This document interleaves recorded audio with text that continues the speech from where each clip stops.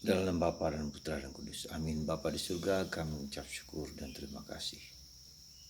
Kami kau ajak untuk mengenal hati manusia. Mengenal hati kami semua yang jahat. Yang seringkali juga punya angan-angan yang tidak baik. Yang berasal dari keberdosaan dan kelemahan kami. Karena itulah Tuhan Yesus datang untuk memperbaiki dasar hidup kami, hakikat kami, martabat kami sebagai anak. Terpujilah namamu kini dan sepanjang segala masa. Amin. Dalam kitab kebijaksanaan pada bacaan pertama hari ini kita diingatkan bahwa kita seringkali punya angan-angan yang jahat, angan-angan yang sesat, keinginan-keinginan yang tidak sesuai dengan kehendak Allah. Dan itulah buah dari dosa manusia pertama.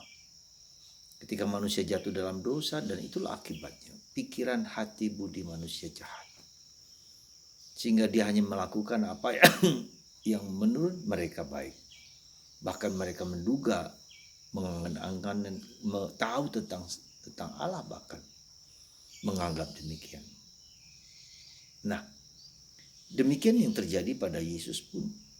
Dia ditolak, bahkan mau dibunuh. Orang mau bersekongkol untuk menghantam dia. Ya. Jadi ketika yang baik itu datang, justru yang dihadapi adalah kejahatan hati manusia.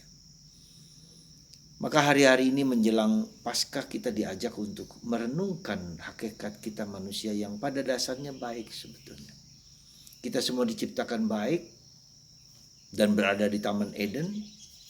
Tapi ketika jatuh dalam dosa, ketika manusia mau menganggap diri lebih tahu tentang Allah, ya, menganggap diri mau menyerupai Allah, dan itulah kecenderungan manusia yang awali, ya, yang harus kita sadari sungguh-sungguh bahwa kita ingin menjadi seperti Allah.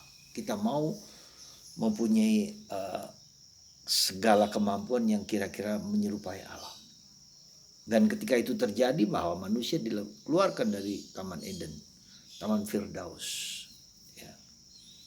Dan bahkan karena pengaruh roh jahat, pengaruh iblis yang yang menentang Allah juga, maka si Lucifer itu ditendang ke dunia untuk menjatuhkan manusia, untuk menyerang manusia. Jadi apa yang menurut saya kita sadari dengan baik, pertama adalah keterbatasan dan kerapuan kita.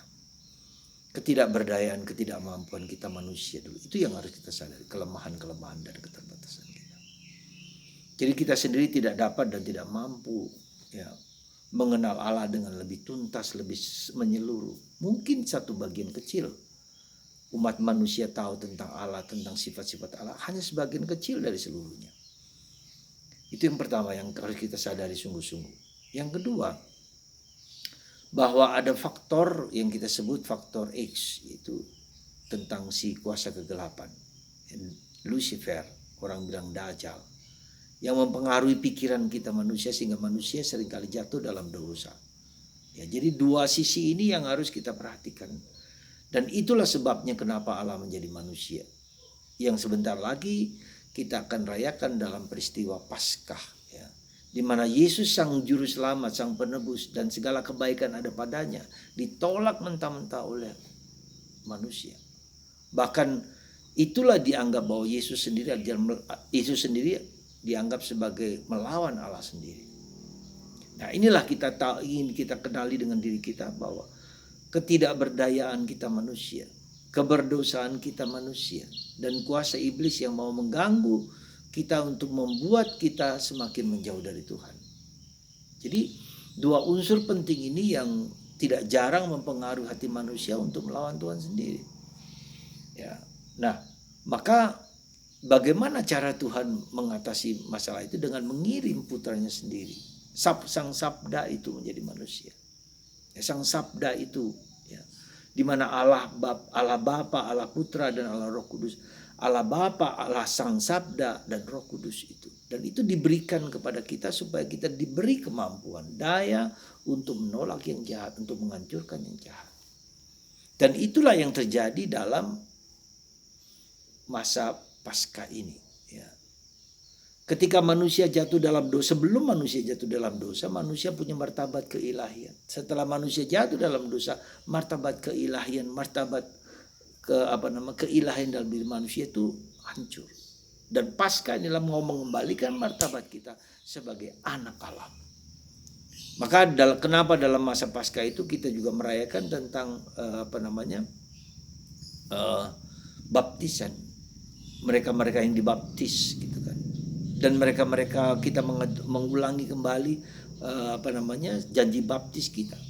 Disitulah, karena itulah baptisan itu merupakan kunci pintu gerbang di mana manusia, ya, kita semua, ya, menjadi anak Allah, menjadi putra Allah.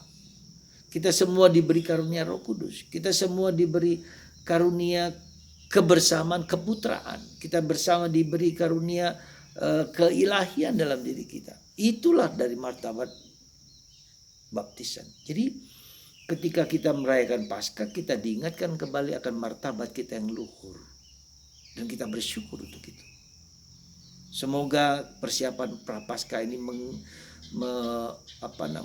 mengajak kita untuk melihat jati diri kita yang sejati dalam kebersamaan, dalam kelemahan, keterbatasan. Dan itulah lalu membuat kita menjadi manusia yang rendah hati, mohon rahmat, mohon pengampunan, mohon belas kasihan Tuhan.